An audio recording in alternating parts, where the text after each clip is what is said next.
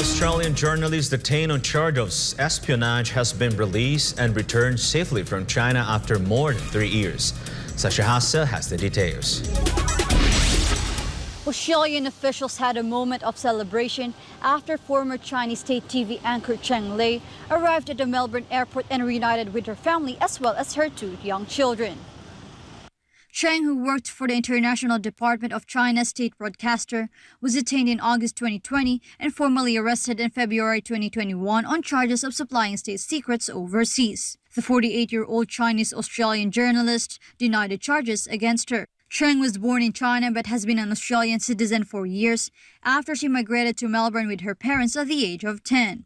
Australian Prime Minister Anthony Albanese happily announced her arrival on Australian soil, which reunited her with her 2 children and her family. Foreign Minister Penny Wong greeted Cheng with a hug at the airport. Her release came at a time of improving trade ties between Australia and China, with Beijing starting to ease trade sanctions on several Australian products this year. Meanwhile, Albanese previously announced his plans to visit China this year. It will be the first time an Australian leader will visit a country in 7 years. Australia is also preparing for the influx of Chinese tourists in the coming weeks after China announced the resumption of group tours to 78 countries and regions.